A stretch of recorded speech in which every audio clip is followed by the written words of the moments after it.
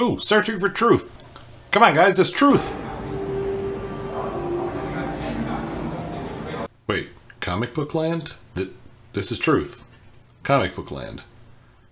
Alright, let's see.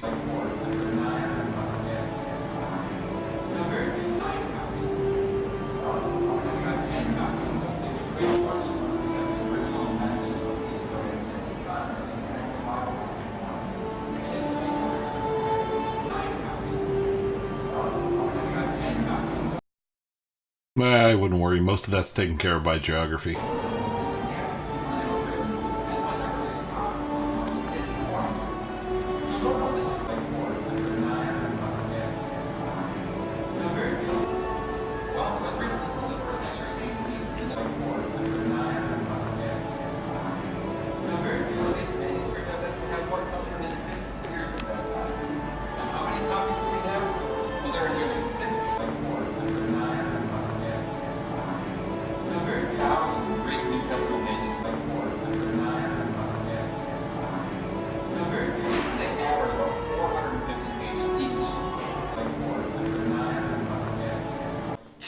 Hey, buddy, you want to buy a religion?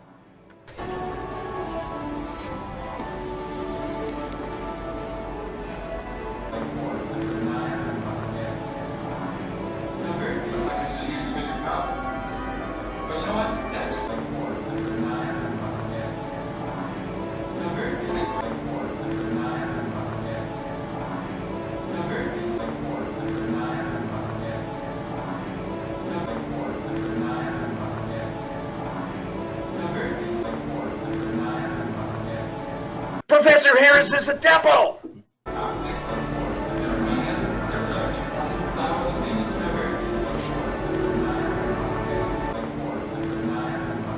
Yeah, but which god?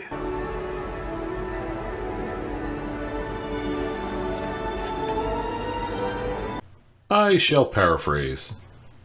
More than 40 authors from all over the place, spread out over 1,500 years, wrote stories, sometimes cobbled together from older stories, with just one message: obey.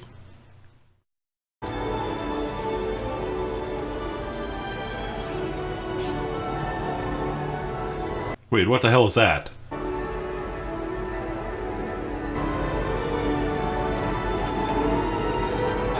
Let's see if we can find any errors. There are no fowl that creep upon all four. Okay, was it no child or 5 sons? Hey, look at that, Joseph had 2 dads.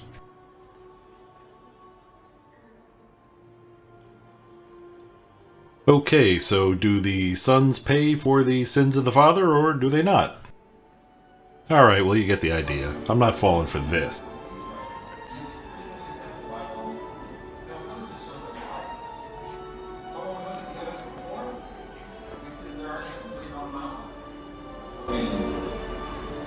Yeah, but which god?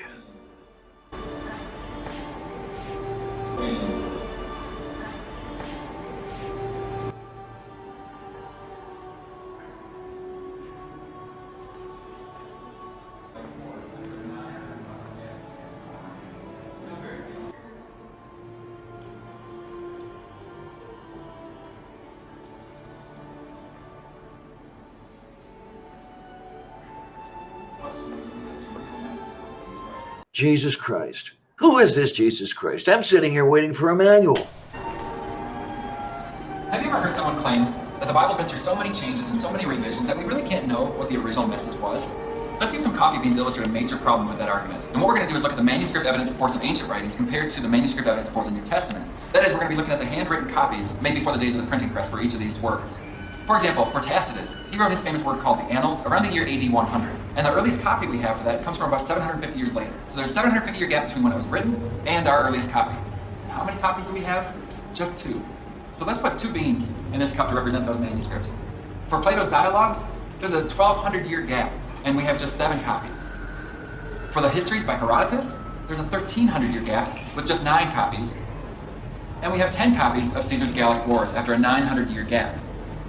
Now, very few people question whether we have the original message of these writings, yet they constantly attack the Bible on this point. And yet the manuscript evidence we have for these is so minimal, and the gap between when they were written and when their earliest copies come from is enormous. So what about the New Testament? Well, it was written in the 1st century AD, and the earliest manuscript evidence we have for it comes within 50 years of that time. Now, how many copies do we have? Well, there are nearly 6,000 Greek New Testament manuscripts, and they average about 450 pages each.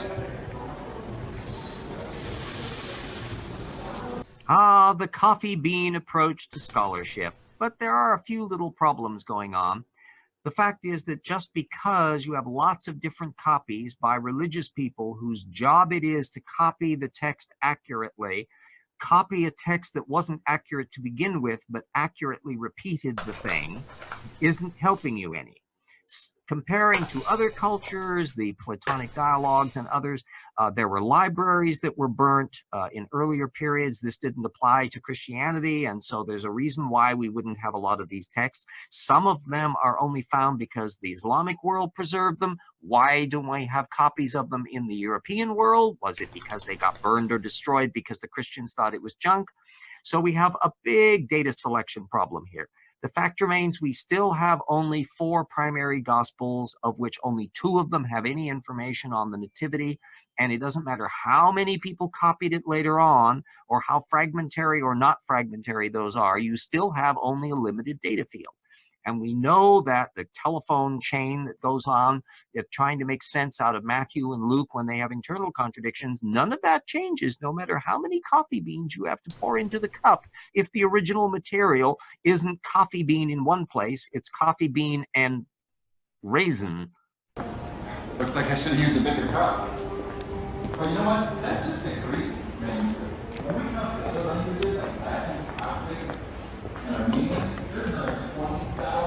I'm mistaken, would this be about the most boring school trip ever taken?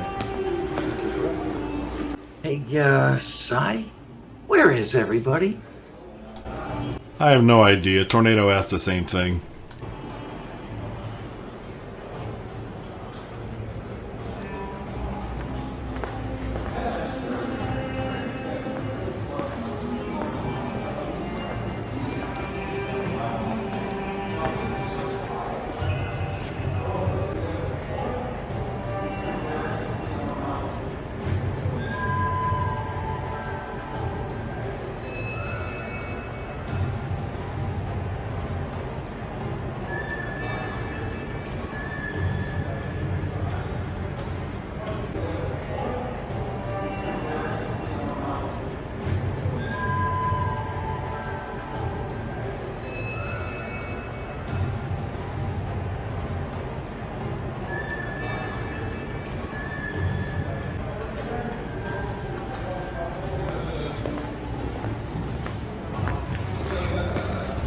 Trunk shop. Trunk shop.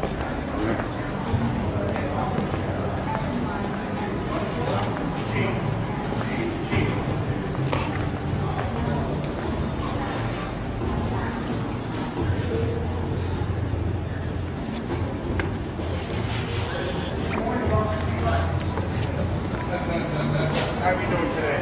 Good. All right. Just gonna go 5 straight back around. Oh, we're supposed to, chief. Son, we're supposed to go around this side? Huh? That's where we came from. Did we walk through that large blank wall? No. Oh, yes, we did. Flood legends. Yeah, we did. It's so all the same, it's hard to tell. Oh.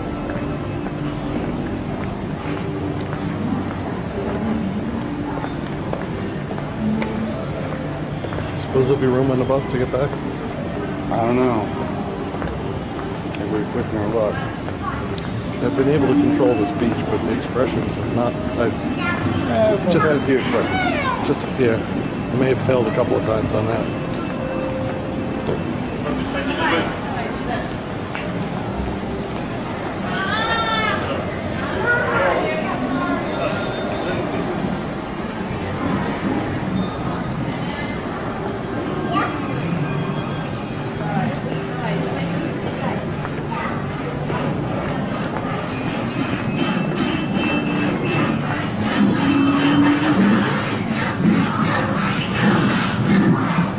Made the creationist move.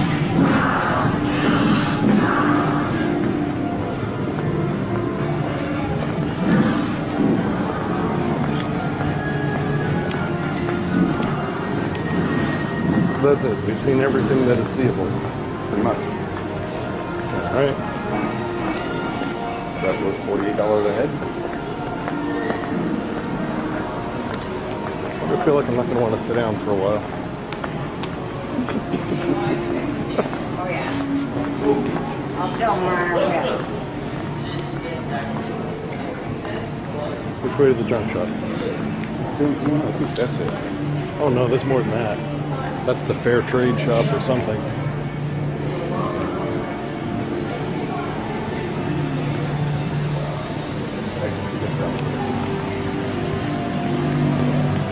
I'm gonna keep recording so we can get the massive crowds. If you feel trampled or pushed aside by any of them, please let me know. I will video it. I don't know, the people in the 500 feet of me. Have a good day. Thank you.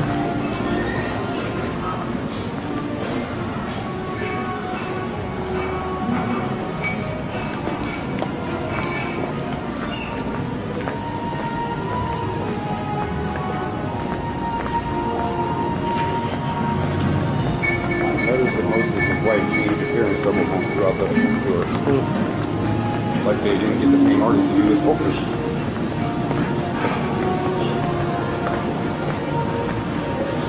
You know, I've heard the descriptions of attendance here.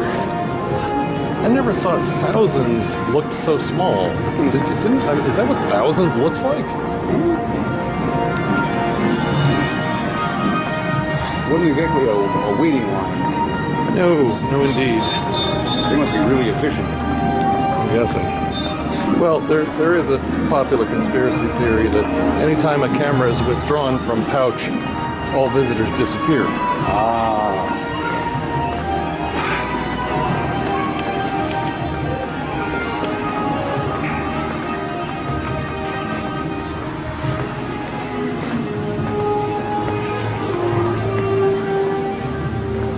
There we go. You still gotta go down more.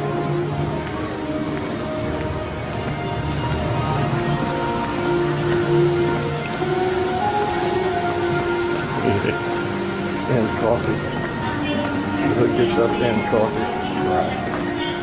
For all those who feel they're dozing off after.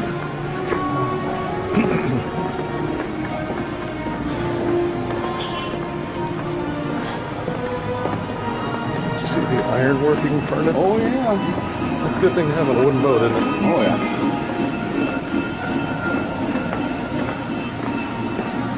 See a lot of iron in this construction. In addition to feeding the animals, getting rid of all the shit, providing them with fresh water and all that thing, how do you think they kept all these lights lit? Yeah. Like,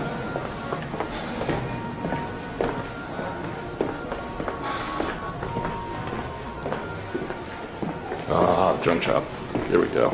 This is what I'm really here for. I'm gonna buy a cubit stick. I'm gonna buy an arc. What else? I wonder if you can get one of them giraffes. Probably for sale. Or at least rent. Oh, it's a good thing you're not disabled. They will rent you a wheelchair, you know. Yeah, I saw that. Alright, that's enough video, I think. Yes. Okay, that's about it for our adventure. From our arrival at Jurassic Park, the Ark encounter gates, followed by our epic battle with the thousands to find a parking spot, our discovery after being trapped in the parking lot that we had to pay $10 to get out, then all that nonsense you saw in these 12 episodes. Finally ending up in the junk shop where I purchased this fine little item. Why? Because in 20 years, no one is going to believe that anyone spent $100 million to build a boat-shaped barn. I want proof. Just before leaving, we saw something that was almost enough to make us believe in prophecy.